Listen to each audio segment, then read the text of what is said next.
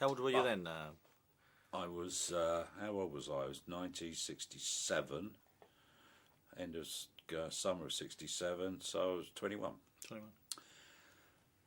Anyway, both of those were, Fillmore and Avalon were selling the posters.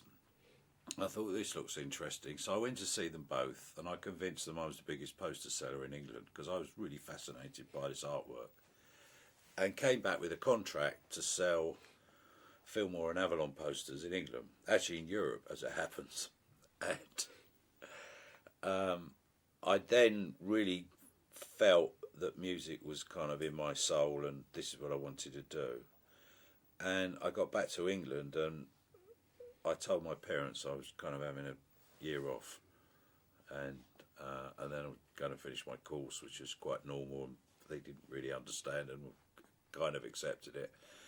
I was looking in the Evening Standard one night and it said partner wanted for poster company, and I thought, there you go, I've got my contracts, I'm off.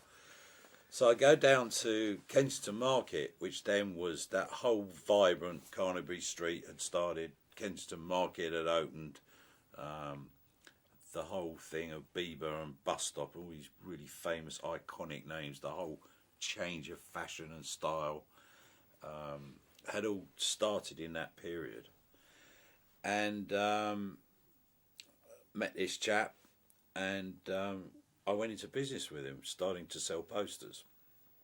And I did that for about 9 months, and part of the portfolio that this company's called Big O, it's quite a famous poster company, had was that it used to supplement funds to 2 underground magazines. One was called International Times and one was called Oz Magazine.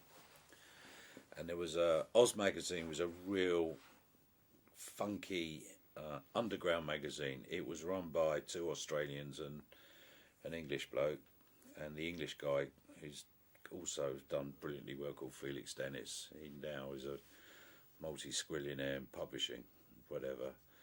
And they published 2 issues, one of which they got busted by the police for obscenity, and they were trying to raise funds to pay for the lawyer, who was John Mortimer, another famous writer and lawyer.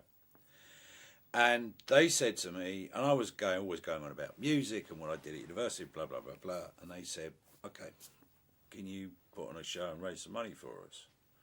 So I'm being drawn back into music again, and 2 things happened. One, there was a show at Alexandra Palace called the 14-Hour Technicolor Dream, which was raising money for International Times.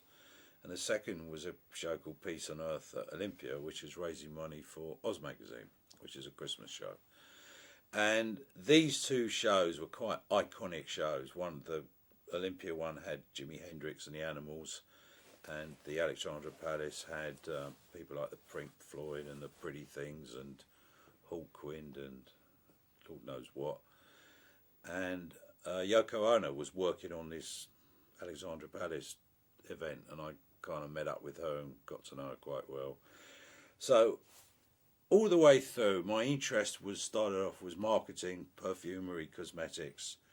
This whole fashion and music explosion all took place in the 60s. What attracted you about the posters? Was it the actual marketing idea behind it, or yeah, and the art. The art. I've always been interested in art, and it was the artwork that of these posters, which now, as I say, if you've got any of those early Fillmore or Avalon posters, they're worth a fortune. And we did some very iconic posters. We did a very famous Jimi Hendrix poster in gold with gold circles all the way around, which again, a collector's pieces. We did a series of 4 posters of the Beatles, which Richard Avedon, another famous photographer, did, and we did a poster that sold by the hundreds of thousands of Warren Beatty and Faye Dunaway for Bonnie and Clyde, which we just kept selling them till we were told to stop, because we had no rights for it whatsoever, but we did. And there was another famous poster which came out of America, which is Frank Zappa sitting on a toilet. And we sold thousands and thousands of those. So I was running around London between Carnaby Street and Kingly Street, and that whole era down there. And Kleptomania was one of the great shops there, and some other shops which were selling all this new gear, completely anti-establishment, hippie stuff. And then Kensington Market and Bieber and Bus Stop and those kind of places, which was all high fashion.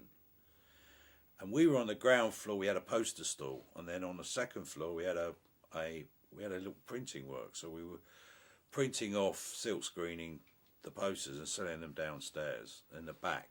And then in the middle, which was part of the market, on the first floor, there were a group of guys. One was called Brian May, one was called Freddie Mercury, another was called Roger Taylor, and they were selling jewellery and fashion on the first floor, and at the same time trying to play a bit of music.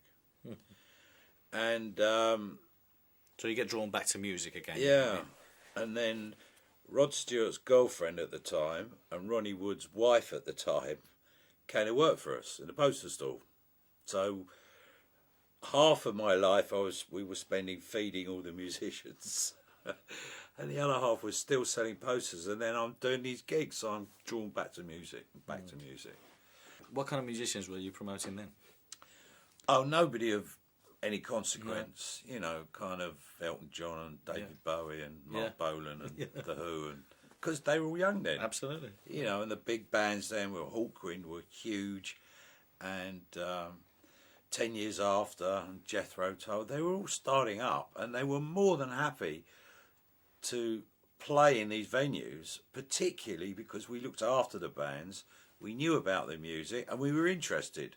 Whereas half the places they were playing, they didn't know who they were just booked in, and so we befriended them all. Was that your turning point then? Do you reckon, was that the time when you obviously knew that you were on the right path? And because till then, what was it? Was it a little bit of fun and just making a bit of money? Or? I didn't know what the right path was, so I can't answer that question. All I know was I was enjoying it, it was working, we were making a bit of money, and I was finding it easy to do all the things, and it was complicated. It was no less complicated than it is today to do an event, and we were very mindful of obvious things like health and safety and so on, of health and safety and things like when there were no rules, because we realised, or I realised very early on, you're going to have 75,000 people turning up for an event. You've got to be damn sure you've taken care of them properly, otherwise all sorts of things could happen. So the whole business was mushrooming. There were a number of promoters in existence, kind of old school, that had emerged from the kind of jazz and the big band era, and they were doing things like Sinatra and Tony Bennett and you know, that kind of smoochy, middle of the road type music.